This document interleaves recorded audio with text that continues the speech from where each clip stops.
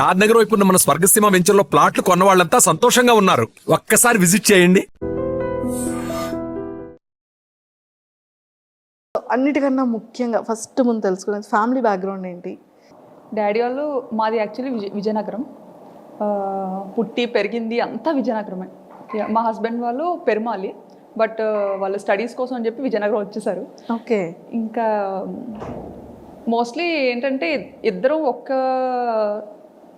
ఒక ఏరియాలోనే ఉండేవాళ్ళం అనమాట. మా అత్తయ్య వాళ్ళు మమ్మీ వాళ్ళు ఒక ఏరియాలోనే ఉండేవాళ్ళు. సో అలా చూసి పిల్లల్ని అబ్జర్వ్ చేసి వాళ్ళు నన్ను అండ్ మా పేరెంట్స్ అతన్ని అబ్జర్వ్ చేసి ఇలా పెళ్లి చేస్తే బాగుంటుందని చెప్పి వర్మ గారిని ఇచ్చి పెళ్లి చేశారు. అంటే యాక్చువల్గా పేరెంట్స్ అనుకున్నారా, పేరెంట్స్ కన్నా ముందు సారు మీరు అనుకున్నారా? అలా లేదు, అస్సలు తెలీదు, అసలు తెలీదు, ఎప్పుడు చూడలేదు. Okay okay. ఒకటే ఏరియా అయినా కానీ అసలు ఎప్పుడు చూడలేదు. ఓకే. మహా అయితే ఒక 3-4 lanes డిఫరెన్స్ ఉంటుంది అంతే. అంతే. సో మొత్తానికైతే అరేంజ్ మ్యారేజే? అరేంజ్డ్, నో లవ్ మ్యారేజ్ కాదు. కానీ చాలా మంది మీది లవ్ మ్యారేజ్ అని స్టార్టింగ్ లో చాలా మంది అడిగేవారు, ఈవెన్ రిలేటివ్స్ లో కూడా. అంత ఒక్కటే ప్లేస్ లో ఉండి అరేంజ్డ్ అని చాలా మంది డౌట్ వచ్చింది అనమాట. బట్ అలా కుదిరింది అంతే. సో కంప్లీట్గా ఎడ్యుకేషన్ కూడా విజయనగరంలోనే. ఏం చదివారు? బీటెక్ చదువుకున్నారు. Super. And Varma sir direct starting బ్యాంకాక్లో జాబా లేకపోతే? లేదు, ఫస్ట్ మైసూర్లో వర్క్ చేశారు. Okay okay. ఇన్ఫోసిస్లో. ఓకే. అండ్ తర్వాత కేరళ వచ్చారు, త్రివేంద్రంలో ఉండేవారు. అండ్ ఆ తర్వాత యాక్చువల్లీ కేరళలో ఉండే టైంలో ఎంగేజ్మెంట్ అయిందనమాట. అప్పుడు నేను బీటెక్ 3rd year. ఓకే. ఓ, బీటెక్ 3rd year లోనే మీకు ఎంగేజ్మెంట్? అయ్యో, ఎడ్యుకేషన్ కంప్లీట్ అవ్వకముందే ఎంగేజ్మెంట్ అయిపోయింది. అంటే మమ్మీకి కొంచెం హెల్త్ ఇష్యూస్ ఉండడం వల్ల ఒంట్లో బాగోకపోవడం, సో వాళ్ళు ఏదో భయపడి మనం మంచిగా ఉండేటప్పుడే అమ్మాయికి పెళ్లి చేయాలి అని అప్పటి నుండి స్టార్ట్ చేశారనమాట. ఓకే. సో అలా మొదలైంది. సో మీ మ్యారేజ్ టైంకి సార్ ఎంగేజ్మెంట్ టైంకి కేరళలో ఉండేవారు, అండ్ పెళ్ళి అయిన తర్వాత హైదరాబాద్కి షిఫ్ట్ అయ్యారనమాట. ఓకే. సో కొన్ని ఇయర్స్ మీరు హైదరాబాద్లో కూడా ఉన్నారు? 1.5 years ఉన్నాం హైదరాబాద్లో. 1.5 years? అయ్యో, మాకు ఈ బ్యాంకాక్ పిల్ల హైదరాబాద్లో ఉన్నప్పుడు తెలియలేదు. అవునా? లేదు, అప్పుడు అవ్వలేదు ఇంకా బ్యాంకాక్ పిల్ల. Okay okay okay. కానీ ఒక్కటి ఏంటంటే అండి, వీడియోస్ అన్ని నేను ఎక్కడి నుండి స్టార్ట్ చేయాలో కూడా తెలియట్లేదు. బ్యాంకాక్ వెళ్ళారు. సో బ్యాంకాక్ అనగానే ప్రతి ఒక్కళ్ళు ఎలా ఉంటుందంటే అది ఒక టూరిజం ప్లేస్ అనేది ఫస్ట్ థింగ్. బ్యాంకాక్ అనగానే అబ్బాయిలు ఆహా ఓహో మీరు బ్యాంకాక్ వెళ్తున్నారు అని ఒక థాట్లోకి వెళ్ళిపోతారు. సో నిజంగా అక్కడ అమ్మాయిల్ని కూడా చాలా మంది టూర్స్ వెళ్ళే వాళ్ళు అండ్ కపుల్స్ వెళ్ళే వాళ్ళు కూడా చాలా రీల్స్ చేస్తూ ఉంటారు. అందరు అమ్మాయిలు లైన్లో ఉంటే వాళ్ళ హస్బెండ్కి ఐస్ క్లోజ్ చేసి తీసుకెళ్ళడం, అంటే ఈ కైండ్ ఆఫ్ అవేర్నెస్ అనేది ఇటు మన ఇండియా సైడ్ ఉంటుంది. బ్యాంకాక్ అనగానే ఒక థాట్. అంటే పీపుల్ ఎందుకు అలా తీసుకుంటారంటే అక్కడ ఏదైతే చూస్తారో అది మనకి ఇక్కడ ఇండియాలో కనిపించదు.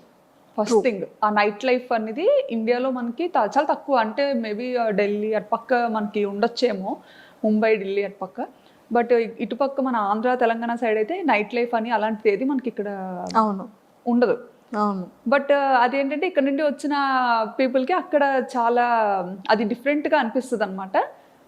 సో మన కల్చర్ వేరు, వాళ్ళ కల్చర్ వేరు కాబట్టి సో వీళ్ళు ఏదైనా కొంచెం డిఫరెంట్గా ట్రై చేయాలి అని పీపుల్ చూపించాలని రకరకాలుగా ఎక్స్ప్లోర్ చేస్తుంటారు. కానీ అక్కడ నిజంగానే ఫ్యామిలీస్కి కానీ ఫీమేల్స్కి కానీ రెస్పెక్ట్ ఎలా ఉంటుందండి అక్కడ? చాలా బాగుంటుందండి. కానీ అది మీ వీడియోస్ ద్వారా తెలిసింది మాకు కూడా. మరి అంటే యాక్చువల్లీ నాకు తెలిసిన కంట్రీ, నేను ఇండియా నుండి దాటి అడుగుపెట్టిన కంట్రీ ఒక్కటే కంట్రీ, అది కూడా థాయిలాండ్. సో నాకు తెలిసిన మట్టుగా ఇప్పటి వరకు చాలా రెస్పెక్ట్ చేస్తారు. మన ఇండియన్స్ ని కూడా చాలా మంచిగా రెస్పెక్ట్ చేస్తారు. ఓకే. సో ఎన్ని ఇయర్స్ అవుతుంది మీరు బ్యాంకాక్ వెళ్ళి? ఆల్మోస్ట్ 9 to 10 years అయిపోతుంది. Oh my God, 9 to 10 years అయిపోతుంది. అసలు తెలియలేదు. 2016లో 2016 పాప పుట్టిన ఇయర్ లోనే. Okay okay okay. పాప బేబీ అప్పుడు తీసుకెళ్లారు. సో మీరు ఈ వ్లాగ్స్ అనేది ఎలా వచ్చింది థాట్? నాకు ఎడిటింగ్ అంటే చాలా ఇష్టం. ఓ, ఎడిటింగ్ చాలా ఇష్టం అనమాట. పిచ్చి పిచ్చిగా చేసేదాన్ని. బీటెక్ అయిపోయి అదే పెళ్ళైన వెంటనే ఒక ఫోన్ వచ్చింది చేతికి. అప్పటి వరకు మన చేతిలో ఫోన్ కూడా ఉండేది కాదు. ఇప్పుడు జనరేషన్తో మారిపోయింది అనుకోండి, అదే షాక్ అవుతుంటాం అనమాట.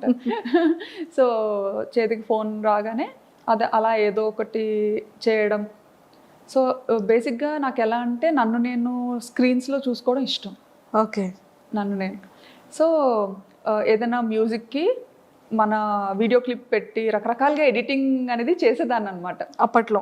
పెళ్లి తర్వాతే. జస్ట్ మేము ఇక్కడ హైదరాబాద్కి వచ్చిన తర్వాత రామోజీ ఫిల్మ్ సిటీ అని ఇంకా చాలా ప్లేసెస్కి తీసుకెళ్లేవారు తిను. సో అప్పటికే మనకి ఫోన్ అనేది కొత్తగా అలవాటు. సో అందులో కెమెరా ఉంది అంటే అది ఇంకా కొత్త విషయం కదా. అవును. సో విపరీతంగా ఫొటోస్ వీడియోస్ ఫుల్గా అనమాట నిండిపోయేలా తీసేసుకునే వాళ్ళం.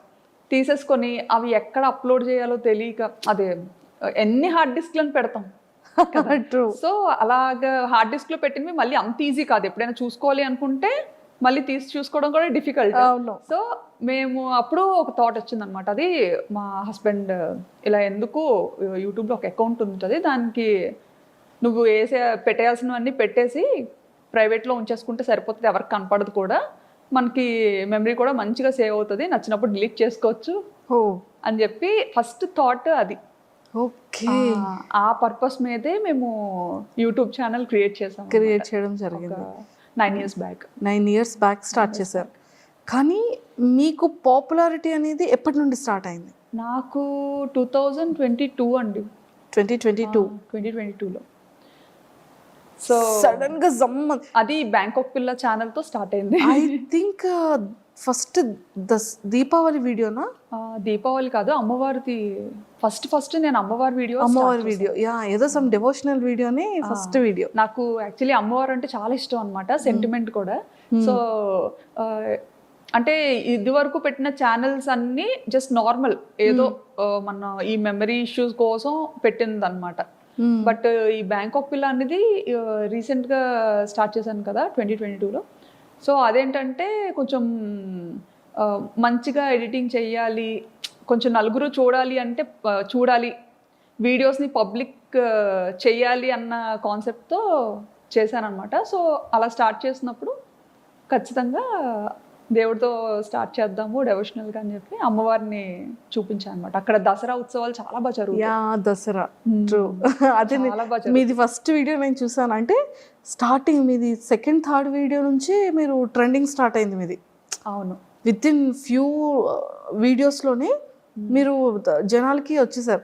అసలు దీన్ని ప్రీవియస్ ఏంటేంటి వీడియోస్ చేశారు అని చూస్తే ఫస్ట్ది ఐ థింక్ దీపావళి అనుకున్నా. అసలు మీకు బ్యాంకాక్ పిల్లగానే నేను తెలుసు, కానీ అంతకు ముందు నేను స్టైలిష్ తింగర్ బుచ్చి. ఓ స్టైలిష్ తింగర్ బుచ్చి మీరేనా? నేనే. ఓకే, అది కూడా ఫాలో. ఓ ట్రూ కరెక్ట్.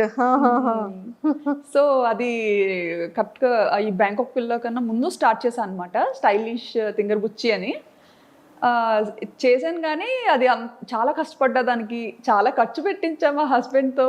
అయ్యయ్యో, చాలా ఖర్చు పెట్టించా. ఇంకా అది కూడా మా ఫ్రెండ్స్ అండ్ ఇంట్లో ఫ్యామిలీ మెంబర్స్ వాళ్ళు చెప్తేనే అది కూడా చేశారు. యుఎస్లో ఒక వదిన ఉంటారనమాట, వర్మగారు వాళ్ళ చిన్న సిస్టర్. సో ఆవిడ ఒకసారి వస్తూ రిపీట్గా చూస్తూ ఉంటారు కదా మనం పెట్టిన వీడియోస్ ఏంటంటే అన్లిస్టెడ్లో పెట్టి జస్ట్ మనకి ఇష్టమైన వాళ్ళకి షేర్ చేస్తేనే వాళ్ళే చూడగలుగుతారు, ఇంకెవరు చూడలేరు. సో అలా షేర్ చేస్తున్న టైంలో వదిన ఇండియా వచ్చినప్పుడు శ్రావణి నీకు యూట్యూబ్ రెవెన్యూ జనరేట్ అవుతుందా అన్నట్టుగా అడిగారు అనమాట. ఓకే. అడిగితే రెవెన్యూ ఏంటి అని, మామూలుగా యూట్యూబ్ అనేది యుఎస్ బేస్డ్ కంపెనీ. సో ఇలా యూజువల్గా యూట్యూబ్ అందరూ ఇలా ఇందుకే కదా చేస్తారు, నీకు జనరేట్ అవ్వట్లేదా, నువ్వు మామూలుగా అలా ట్రై చేస్తున్నావేమో అనుకున్నాను అని అన్నారు అనమాట. అంటే ఏమో ఉంది, నాకు అంత ఐడియా లేదు. ఆయన ఎందుకు ఎప్పుడు ప్రైవేట్లో ఉంచుతావు వీడియోస్, ఎవరికి కనిపించకుండా పబ్లిక్ చేయొచ్చు కదా, బాగుంటాయి, ఎందుకంటే చాలా కష్టపడి ఎడిటింగ్ చేస్తుంటావు, సో పబ్లిక్ చెయ్యు, అందరూ చూస్తారు, బాగుంటుంది, నిజంగా ఇది ఒక మంచి ప్లాట్ఫామ్ డెవలప్ అవ్వడానికి అన్నట్టుగా చెప్పారనమాట. అప్పుడు అంత పట్టించుకోలేదు ఆవిడ చెప్పేటప్పుడు, కానీ తర్వాత ఆలోచించా అనమాట, వదిని ఇలా ఎందుకు చెప్పారు, పోనీ చూద్దాము అన్నట్టుగా. ఈయన కూడా అది సీరియస్ గా తీసుకున్నారు అనమాట. ఓహో యూట్యూబ్ లో ఎంత ఉంటుందా, ఓహో ఇలా పబ్లిక్ చేయొచ్చా, భయం ఉండదా అని. అప్పుడు అంటే చాలా రెస్ట్రిక్టెడ్ గా ఉంటాం కదా. yes, yes. అత్తగారు మామగారు ఏమనుకుంటారు, మమ్మీ డాడీ ఏమనుకుంటారు. అవును. సో అలాంటి ఫ్యామిలీ నుండి వచ్చాను కాబట్టి కొంచెం ఆ ఇంటెన్షనల్ కూడా ఉంటుంది. సో వచ్చిన ఆవిడ చెప్పినా సరే అప్పుడు వెంటనే అంత సీరియస్గా తీసుకోలేదు. అవునా ఉంది అని అన్నాను. కానీ మళ్ళీ ప్రైవేట్లోనే పెట్టేదాన్ని. ప్రైవేట్లో పెట్టా. చాలా కష్టపడి ఎడిట్ చేసిన సరే ప్రైవేట్లోనే పెట్టుకొని నాకు నేనే చూసుకొని ఈజీగా. అంటే మనము వేరే కంట్రీలో ఉన్నప్పుడు స్టేటస్ ఎక్కువసేపు పెట్టలేము. అప్పుడు స్టేటస్ ఆప్షన్ ఉందో లేదో కూడా తెలియదు. వీడియోని డైరెక్ట్గా చాట్లో షేర్ చేయాలన్నా పెద్ద పెద్ద వీడియోస్ ఉండేవి, షేర్ చేయడం కష్టమయ్యేది అనమాట. అవును అవును. సో ఇది బాగా ఈజీ అనిపించేది మమ్మీ డాడీకి. అంటే మేము ఉన్న ప్రతి మూమెంట్ని మంచిగా క్యాప్చర్ చేసి మన పేరెంట్స్కి చూపించాం. మెయిన్ ఏంటంటే అసలు మా మమ్మీ డాడీ బయటకు అసలు ఈయన వెళ్తారు అంటే నన్ను ఇచ్చి పెళ్లి చేయకపోనేమో. ఫస్ట్ నుంచి అనుకునేవారు అమ్మాయి ఎప్పుడు మనకి దగ్గరలోనే ఉండాలి, బయటికి అసలు ఎప్పుడు పంపొద్దు అని. Oh my God. అలాంటిది పాపం అది ఎలా ఫీల్ అయ్యారు అంటే లైక్ ఇంత లాంగ్ రావడం. సో అది మమ్మీ వాళ్ళకి తెలిసిన తర్వాత మమ్మీ డాడీ రియాక్షన్ ఏంటి అసలు? ఎక్స్పెక్ట్ చేసి ఫస్ట్ కెనడా వెళ్ళాల్సింది తను అనుకున్నారు కెనడా వెళ్దామని చెప్పి. కెనడా అదే టైంలో తైవాన్ నుండి వచ్చింది ఆపర్చునిటీ దానికి, అండ్ సింగపూర్, తర్వాత థాయిలాండ్. ఓకే. సో ఇవన్నీ ఇంకా పెద్దోళ్ళకి చెప్పినప్పుడు వీళ్ళు అన్నారనమాట, అంత దూరం ఎందుకు, దగ్గరగా ఉండేది చూసుకోండి అనేసి. దగ్గరగా ఉన్న అలా అయితేనే పంపించగలుగుతాము, లేకపోతే కష్టం అని చెప్పి. సో ఇంకా అవన్నీ ఆపుకొని ఇంకా అన్ని చూసుకున్నారు, ఏ ప్లేసెస్ బాగుంటాయి, ఎక్కడ లైఫ్ స్టైల్ బాగుంటుంది అనేది కొంచెం ఆయన అంతా చూసుకున్నారు అనమాట. నాకైతే అసలు ఏం లేదులేండి. బ్యాంకాక్ అంటే బ్యాంకాక్ ఏదో మూవీలో చూసాను, అదేనా మీరు కూడా? అంతే, ఏదో మూవీలో చూసాను బ్యాంకాక్ అంటే ఓకే ఓకే మంచిదేనా వెళ్ళొచ్చా అని. వెళ్ళొచ్చా అంటే ఇంకా ఈయన అదేం కాదులే వెళ్ళి చూద్దాం, బాగుంటే ఉండొచ్చు లేదంటే రిటర్న్ అయిపోవచ్చు అని చెప్పి. సో ఆ థాట్ మీద థాయిలాండ్కి ఫిక్స్ అయ్యామన్నమాట. ఫిక్స్ అయ్యారు. నిజంగానే 9 years బ్యాక్ అంటే హైదరాబాద్ అంటే ఓకే, జస్ట్ 1 day 12 hours వెళ్ళిపోవచ్చు, ఫ్లైట్ అయితే 1 hour వెళ్ళిపోవచ్చు. ఓకే. కానీ బ్యాంకాక్ అనగానే కొన్ని అవర్స్ జర్నీ ఉంటుంది అండ్ ఫ్రీక్వెంట్గా రావడానికి అవ్వదు. ఎప్పుడు కావాలంటే అప్పుడు కాల్ చేయడానికి ఆ నెంబర్స్ వేరుంటాయి. సో అప్పటి వరకు పేరెంట్స్ దగ్గర ఉన్న శ్రావణి గారు సడన్గా అంత లాంగ్ అనగానే మీ రియాక్షన్ ఏంటి, పేరెంట్స్ రియాక్షన్ ఏంటి? నేను అనుకున్నాను యాక్చువల్లీ వెళ్తే ఉండగలనా లేదా అని. బట్ ఈయనకి ఏంటంటే అది ఒక డ్రీమ్ అనమాట, అబ్రాడ్ వెళ్ళాలని ఒక డ్రీమ్. సో ఆపర్చునిటీ వచ్చింది, మన వల్ల ఎందుకు అది పోవాలి. సో తను ఇష్టపడుతున్నారు కదా, పోనీ ట్రై చేద్దాం, డాడీ వాళ్ళకి నెమ్మదిగా చెప్పచ్చు అనేసి ఇంకా మమ్మీ డాడీతో మాట్లాడి చూస్తాం డాడీ, అది అక్కడేం పర్మనెంట్ కాదు, జస్ట్ వర్క్ మీద వెళ్తున్నాము, మనకు నచ్చితే ఉంటాము లేదంటే మళ్ళీ మన ఊరికే వచ్చేస్తాము అన్నట్టుగా చెప్పామన్నమాట. ఓకే. ఇప్పటికైనా అంతేలేండి, ఎప్పటికైనా ఇక్కడికే వచ్చేయాలని. అవును అవును, ఇండియాలోనే సెటిల్ అవ్వాలని. సూపర్. సో అలా ఒప్పించి పేరెంట్స్ని వెళ్ళాం. అలా వెళ్ళడం జరిగింది. సో అక్కడికి వెళ్ళిన తర్వాత మీరు కన్సీవ్ అయ్యారా? లేదండి, ఇక్కడ హైదరాబాద్ పుట్టిన తర్వాత ఆ ఆపర్చునిటీ వచ్చింది దీనికి. పాప 5th month తెలిసింది, పాప 8th month ఈయన ఫస్ట్ వెళ్ళిపోయారు అనమాట. ఓకే. నేను ఫస్ట్ వెళ్ళి అన్నీ మంచిగా సెట్ చేసి అంతా చూసుకొని అప్పుడు మీకు చెప్తాను, ఈలోపు వీసా పనులు కూడా అవుతుంటాయి కదా, అది చేసుకొని మీరు స్టార్ట్ అవ్వండి అని చెప్పి ఈయన ఫస్ట్ వెళ్ళిపోయారు ఒక ముందు. అక్టోబర్లో వెళ్ళిపోయారు. అక్టోబర్. నేను కరెక్ట్గా పాపకి 9 months అనుకుంటాను, నవంబర్లో నేను వెళ్ళాను అనమాట. నేను ఒక్కదాని పాపతో. ఆయన ఏంటంటే వెళ్ళిన తర్వాత మళ్ళీ రిటర్న్ అవ్వకూడదు అంత వేగంగా. సో నేను ఒక్క పాప 9 months బేబీని తీసుకొని ఫస్ట్ టైం అసలు ఏం ప్యాక్ చేసుకోవాలో తెలీదు, ఎలా ప్యాక్ చేసుకోవాలో తెలీదు, అంత లగేజ్, చిన్నపిల్లతో కదా, సో ఏం క్యారీ చేయాలో అసలు ఎయిర్పోర్ట్లో చాలా రెస్ట్రిక్షన్స్ ఉంటాయి. ట్రూ. అసలు అప్పట్లో అయితే ఎయిర్పోర్ట్లో చెక్కింగ్స్ ఉండేవి, అమ్మో టూ మచ్ అసలు. నేనేంటంటే అసలు అంటే ఆయన కూడా వెళ్ళి 1 month అయింది కదా, సో అక్కడ అన్ని రకాలు దొరుకుతాయా దొరకదా అది అసలు ఏమి ఐడియా లేదనమాట తనకు కూడా. ఇప్పుడంటే చాలా ఆప్షన్స్ వచ్చాయి కానీ అప్పుడంటే ఇండియన్ గ్రాసరీస్ తెచ్చుకోవడానికి కూడా చాలా లాంగ్ వెళ్ళాలి. అది కూడా చాలా తర్వాత తెలిసింది మాకు. ఓకే. కానీ నిజంగా అది ఎలా ఎలా వెళ్ళగలిగారు?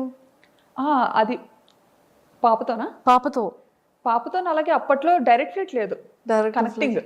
మనం వయా కోల్కతా అయినా లేకపోతే ముంబై, చెన్నై ఓకే ఇలా అన్నమాట కనెక్టింగ్. ఓకే. సో అలా ఫస్ట్ టైం పాపని తీసుకొని కనెక్టింగ్ ఫ్లైట్ తీసుకొని వెళ్ళాను. ఓ మై గాడ్, అసలు చాలా గ్రేటెస్ట్ థింగ్. అసలు ఎలా అంటే చుక్కలు చూసా అన్నమాట ఆ ఫస్ట్ ప్రయాణంలో. పాపని హోల్డ్ చేయాలి, హ్యాండ్ లగేజ్ పట్టుకోవాలి.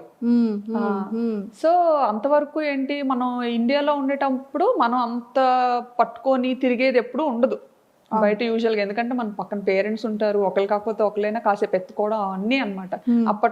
అప్పటి వరకు ఉయ్యాల్లో ఉండే పాపని ఎత్తుకొని తీసుకెళ్ళి, అంటే అది చాలా మంచిగా చబ్బీగా ఉండేది అనమాట. నేను చూస్తే ఎలా ఉండేదని అంటే ఉప్పు అంటే ఎగిరిపోయేలా ఉండేది. అయ్యో, ఇప్పుడంటే కొంచెం బండ్ అయ్యాను. ఏం అవలేదండి బాబు. అలా ఉండేదాన్ని అనమాట. సో హ్యాండిల్ చేయలేకపోయేదాన్ని. ఇంకా పాప ఎయిర్పోర్ట్కి రాగానే ఈయన యాక్చువల్లీ ఎగ్జిట్ గేట్ దగ్గర ఉంటానని చెప్పారనమాట. నేను అంటే అక్కడ ఎయిర్పోర్ట్స్లో ఏంటంటే మనకి ఇక్కడ ఇండియాలో బయటే ఉండాలి, బట్ అక్కడ థాయిలాండ్ ఏంటంటే కొంచెం లోపల వరకు రావచ్చు. సో నేను పాపను పట్టుకొని ఇంకా అలాగే వణుకుతూ లగేజ్లన్నీ తీసుకొని మోసుకొని కూర్చోబెట్టి తీసుకెళ్తున్నాను అనమాట. తీసుకెళ్తుంటే ఈయన అక్కడ వెయిట్ చేస్తున్నారు అనమాట. అంత క్రౌడ్లో నన్ను మిస్ అయ్యారు. ఆయన నన్ను చూడడం మిస్ అయ్యారు, నేను ఆయన్ని చూడలేదు. అంటే అసలు ఆయన ఎగ్జిట్లో ఉంటారని ఓకే, బట్ అందరితో పాటే నేను వెళ్ళిపోతున్నాను అనమాట. సో నన్ను అక్కడ మిస్ అయ్యేస్తాను. నేనేంటంటే ఆయన లోపల ఉండిపోయి నేను బయటకు వెళ్ళిపోయాను. అయ్యయ్యో, ఎయిర్పోర్ట్ బయటకు వెళ్ళిపోయాను. ఇంకా బయటకు వెళ్ళి చూసేసరికి కనిపించలేదు తను. కనిపించకపోయేసరికి అమ్మో కంట్రీ అసలు ఎలా ఉండాలి ఏంటి, ఇప్పుడు ఎవరిని అడగాలి నేను, నాకు కనిపించట్లేదు. బయటకు వచ్చినా కానీ చాలాసేపు వెతికానండి, ఎక్కడా కనిపించలేదు. కాంటాక్ట్ చేయడానికి మన సిమ్ కార్డ్ నాకు వైఫై కనెక్ట్ చేసుకోవడం థాయిలో ఏదో వచ్చింది అనమాట సంథింగ్ అక్కడ. నేను ఆ టెన్షన్లో లాంగ్వేజ్ సెలెక్ట్ చేసుకోవడం కూడా కన్ఫ్యూజ్ అయ్యి థాయి నొక్కేసాను అనమాట. థాయి సెలెక్ట్ చేసేసాను. సో అలా సెలెక్ట్ చేయడం అంటే మొత్తం థాయిలో వచ్చింది, అదేమో అర్థమై సావదు. ఇంకా ఎవరికి చెప్పుకోను ఏంటి. అక్కడ మళ్ళీ బయటకు వచ్చిన తర్వాత సెక్యూరిటీకి అడుగుతుంటే అక్కడ ఇంగ్లీష్ చాలా తక్కువ అనమాట. సో అతనికి అర్థం కావట్లేదు నేను ఏం అడుగుతున్నానని. ఇంకా కళ్ళంటే నీరు తిరిగేసి చంటి పిల్లతో అలాగా ట్రాలీ పట్టుకొని అటు ఇటు చూసుకుంటా. పాపం సార్ ఏం చేస్తున్నారు, ఇంకా లోపల ఇంకా లోపలే ఉన్నారు ఆయన. ఇంకా అందరూ వచ్చేసారు, వీళ్ళేంటి ఎక్కడ రాలేదు, ఏ ఇమిగ్రేషన్ లో చిక్కు పడిపోయారో అనుకున్నారు. అసలే కొంచెం రెస్ట్రిక్షన్స్ ఎక్కువ కదా. అసలే పప్పులు ఉప్పులు వద్దన్నా సరే మోసుకొని వస్తుంది. ఈవెన్ పప్పులు ఉప్పులు కూడా చాలా డీటెయిల్డ్ గా చెక్ చేసేవారండి, ప్రతిదీ ఓపెన్ చేసి చూసేవారు అనమాట. ఇంకా అంటే చిన్నపిల్లలకి ఉండాలి కదా మన వైపు, బాగా ఇడ్లీ అలవాటు చేస్తాం 8 month నుండి కదా. సో బేసిక్ థింగ్స్ పట్టుకెళ్ళాలి, అవి కూడా ఓపెన్ చేసి చెక్ చేసి చాలా ఇదిగా ఉండేది ఒకప్పుడు. ఇప్పుడు తగ్గించేసారు. సో మొత్తానికి మీ ఫస్ట్ బ్యాంకాక్ ట్రిప్ అనేది ఫర్ ఎవర్ మెమరబుల్. గుర్తు పెట్టేసుకుంటాను, అది గుర్తుండిపోతే నా వీడియోస్ లో చాలా సార్లు చెప్పాను కూడా ఈ మాట. తర్వాత ఆయన చూసారు ఏంటి ఎందుకు రావట్లేదు అని అలా బయటకు వచ్చారనమాట. అక్కడ కనపడ్డాను. కనిపించిన తర్వాత నాకు ఇంకా బతికి బయటపడ్డాను అనిపించింది. లేకపోతే అసలు ఇటు నుంచి తిరిగి వెళ్ళేది ఎలాగా, చేతిలో డబ్బులు లేవు, కరెన్సీ లేదు, ఏం లేదు. అవునవును. సో ఇన్ని ఫేస్ చేస్తారు స్టార్టింగ్ డేస్ లో. ఇండియన్ కరెన్సీ తప్ప నా దగ్గర థాయ్ కరెన్సీ కూడా లేదు. అవును. ఎక్స్చేంజ్ చేసుకోవడం కూడా తెలీదు. ఇంకా అలా కాలేజ్ నుంచి బయట పెట్టడం, పెళ్ళి అవ్వడం, ఇంకా అటు వెళ్ళిపోవడం అంతే. అందులోకి మన విజయనగరం సైడ్ అంటే మనకు అసలు అంతేం తెలియదు కదా, అలా చుక్కలు చూసాను. అండ్ ఆ జర్నీ అయిన తర్వాత ఇంకా బ్యాంకాక్ స్టార్ట్ చేసేటప్పుడు అంటే మీరు డే 1 నుంచి ఇంతే యాక్టివా? అంటే లైక్ ఈ వ్లాగింగ్ చేయడం మీకు ఎలా తెలిసింది? వ్లాగింగ్ చేయడం అంటే మామూలుగా పాప వల్లనే తెలిసింది. ఎలా అంటే కోవిడ్ అని కూడా చెప్పొచ్చు. కోవిడ్ టైంలో ఏంటంటే మనకి బాగా ఖాళీగా ఉండే టైం అయితే దొరికింది, ఇంటి నుండి బయటకు వెళ్ళకుండా. ఆ టైంలోనే ఇంకా కిడ్స్లండి, ఈశాన్ కూడా పుట్టాడు. సో ఆ టైంలో నాకు ఎప్పుడు మనసుకి ఏమనిపించేదంటే నా ఫ్రెండ్స్ అందరూ చక్కగా వర్క్ చేసుకుంటున్నారు మంచిగా, ఇంత చదివి కూడా నేను అలా ఇంట్లోనే ఉండాల్సి వస్తుంది. ఎందుకంటే థాయిలాండ్లో డిపెండెంట్ వర్క్ చేయకూడదు, అది ఇల్లీగల్ అక్కడ. అలా అని చేస్తే ఆపర్చునిటీస్ ఉంటాయి, దొరుకుతాయి చేయాలంటే, బట్ అలా చేసి దొరికామంటే అది చాలా పెద్ద ఇష్యూ అవుతుంది అనమాట. కానీ చేయాలని ఉండేది, బట్ లీగల్గా ఉండాలి.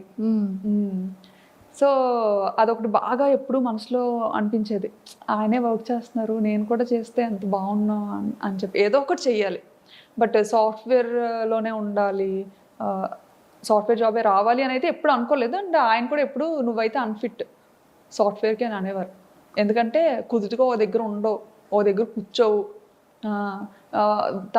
మేనేజర్ ఒక 8 గంటలు కూర్చొని వర్క్ చేయమంటే నువ్వు చెయ్యవు, నీకు నచ్చినప్పుడు సెలవు తీసుకుంటావు, అలా ఎవరు ఒప్పుకోరు, నీకు అసలు సెట్ అవ్వదు.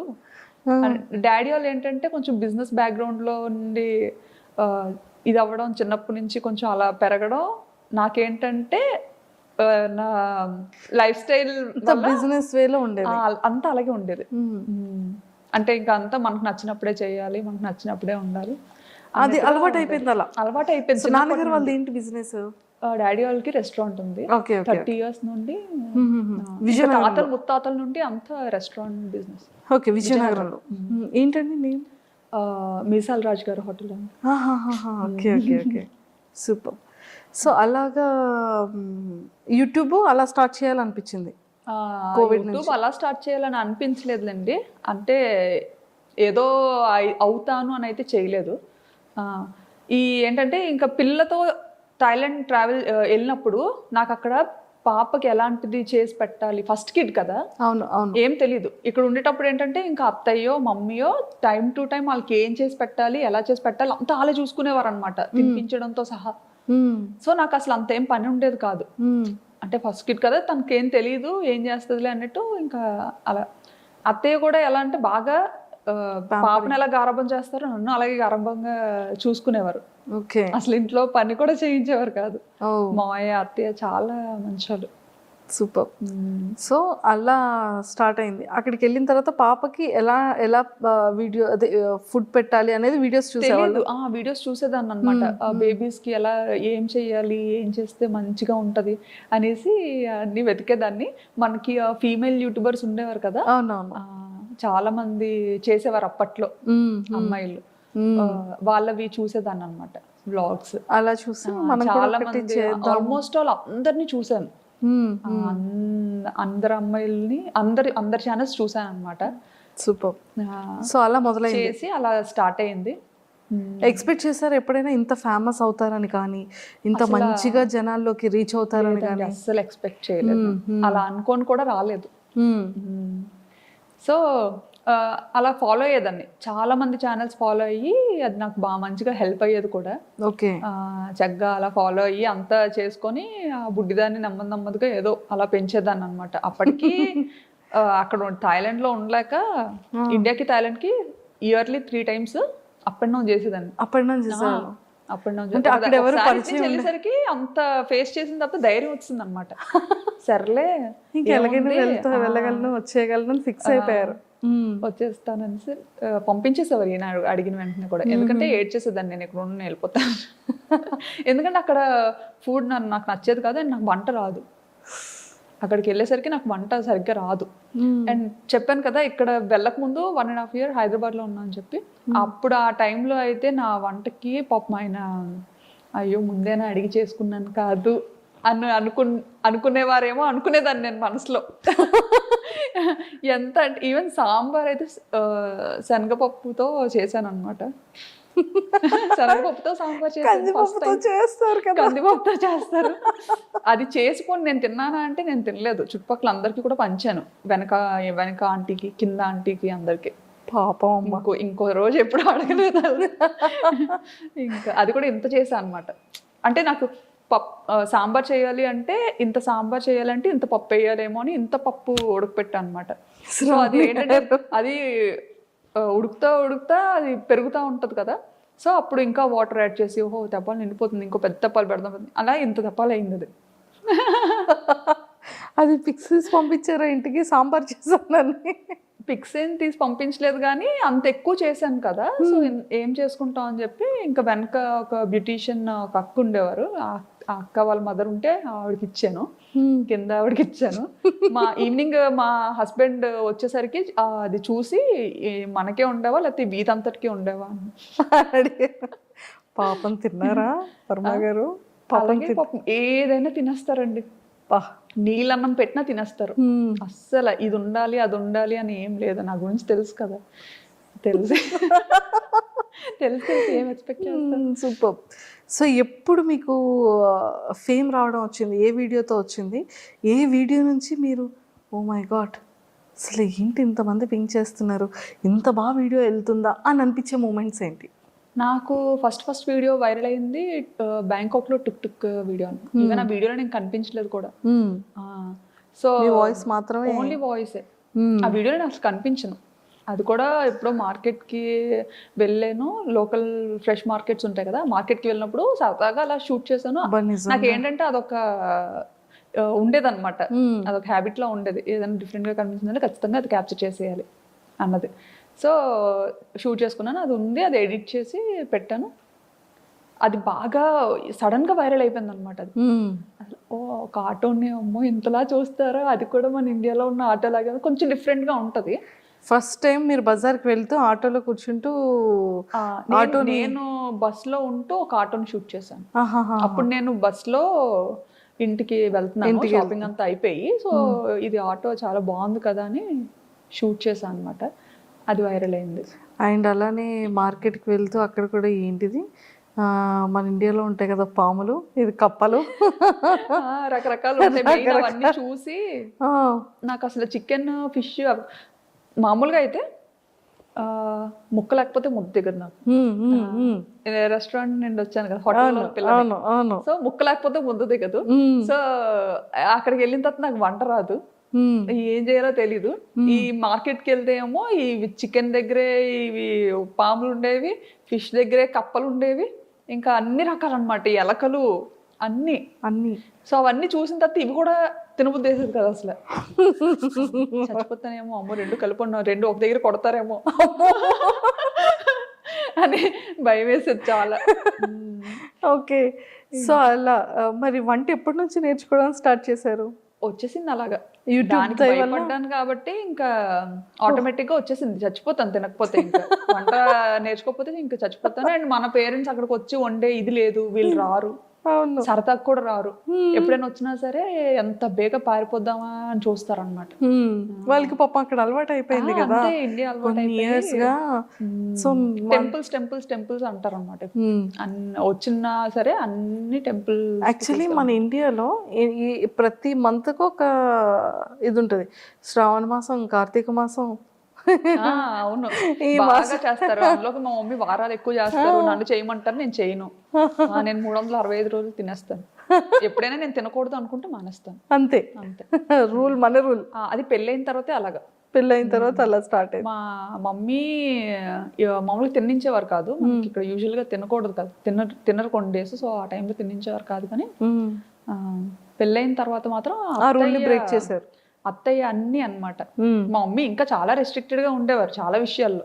మా అత్తగారు మాత్రం అన్ని, మమ్మీకి చెప్పదులే అమ్మా, ఇలా ఉండు, ఏం కాదులే, మమ్మీ అడిగితే లేదు బాగానే ఉందని చెప్తాను అని బాగా నాకు సపోర్టివ్ గా ఉండేవారు. Super, excellent.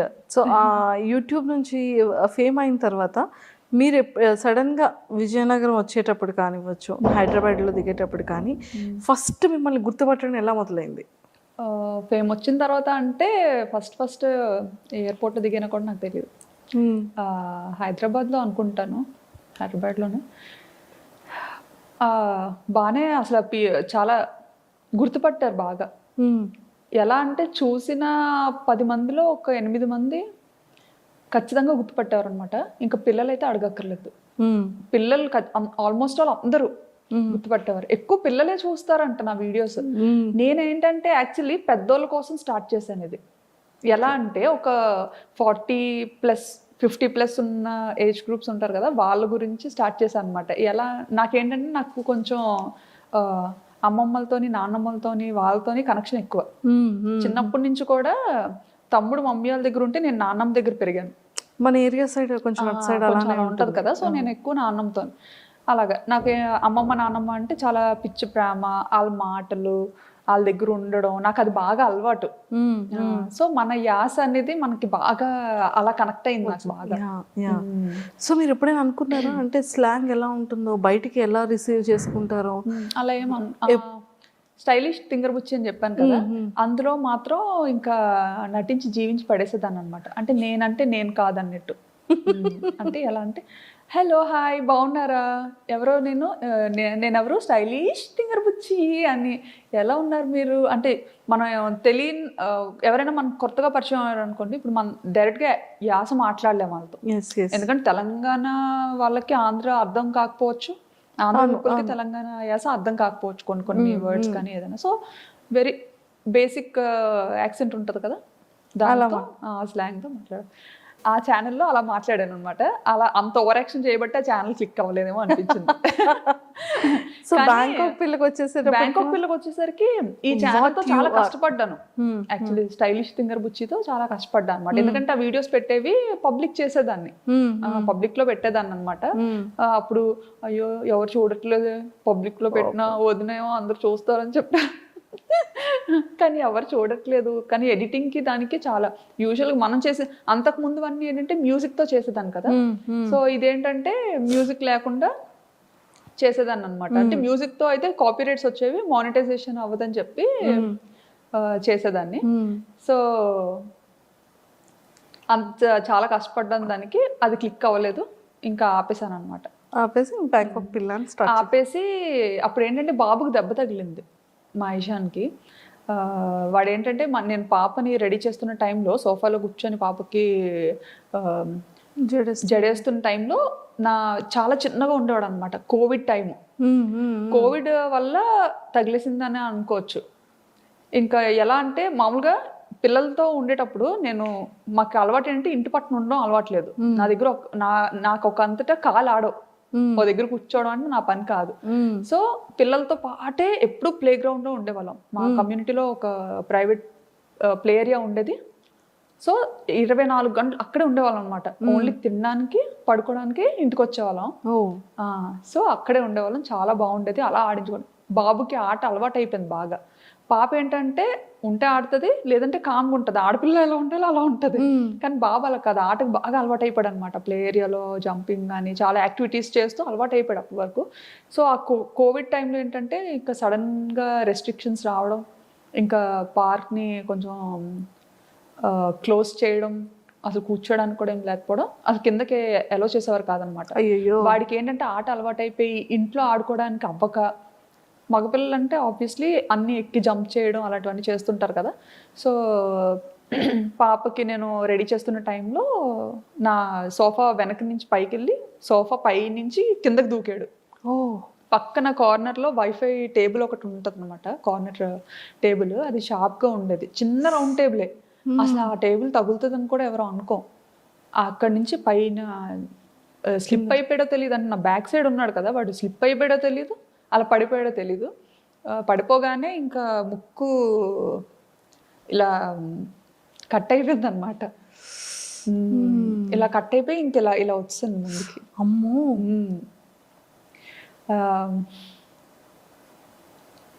అయ్యయ్యో.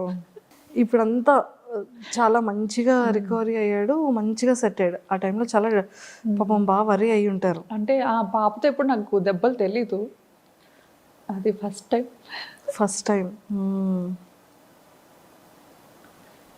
అప్పుడు చాలా భయపడ్డాం. సో అలా బాబుకి ఇదైంది. సో ఆ టైంలో కొంచెం బాగా భయపడిపోయి ఇంకా అమ్మో ఏమైపోతుందో అని చాలా భయపడ్డాం అనమాట. భయపడి ఇంక వెంటనే పట్టుకొని పరిగెత్తాం బాబుని. పట్టుకొని పరిగెట్టే టైంలో, ఆ టైంలో ట్యాక్సీస్ కూడా దొరకడం చాలా కష్టం. అంటే కర్ఫ్యూ లాగా మనకి ఎలా ఇక్కడ పెట్టారో అక్కడ కూడా కొన్ని టైమింగ్స్లోనే బయటకి ఎలో చేసేవారు. సో మనకి పబ్లిక్ ట్రాన్స్పోర్ట్ కూడా చాలా తక్కువ అన్నమాట. ఇంకా యాక్చువల్లీ చాలా సెన్సిటివ్ అసలు ఆ దుమ్ము ఇదంతా. తన బ్రీత్ ఎలా చేయగలిగాడు? ఏమో మరి ఇంకా ఆ ఒక 2 నిమిషాలు ఏడ్చాడు అంతే. ఆ తర్వాత వెంటనే ఆపేశాడు అనమాట. మరి అదంతా ఏమైందో ఏమో తెలియదు కానీ ఇంకా బ్లడ్ మాత్రం అసలు ఆగలేదు, ఫుల్ బ్లీడ్ అవుతుంది. బాబా. ఇంకా భుజం మీద వేసుకొని ఇంకా ఆయనకు కూడా గూగుల్ ఇంటర్వ్యూ అవుతుంది అనమాట. ఇంకా మధ్యలోనే ఆపేసి వచ్చేసారనమాట పరిగెత్తుకొని. ఇంకా వెళ్ళాం, పాపని మాత్రం ఇంట్లో వదిలేసి వెళ్ళిపోయాం అనమాట. ఫస్ట్ టైం పాపను ఒక్కదాన్ని అలా ఇంట్లో వదిలేయడం. అంటే బయట అసలు ఎలా ఉంటుంది అంటే కోవిడ్ కదా బాగా ఎక్కువ ఉండేది. సో పాపకు మళ్ళీ ఏమైనా ఇన్ఫెక్ట్ అవుతుందేమో అని భయం.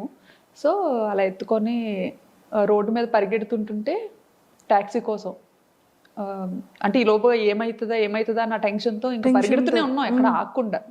పరిగెడుతుంటుంటే ఒక పాకిస్తానీ కమ్యూనిటీలో పాకిస్తానీ వైఫ్ అండ్ హస్బెండ్ అప్పుడే బయలుదేరుతున్నారు అనమాట వాళ్ళ కార్లో.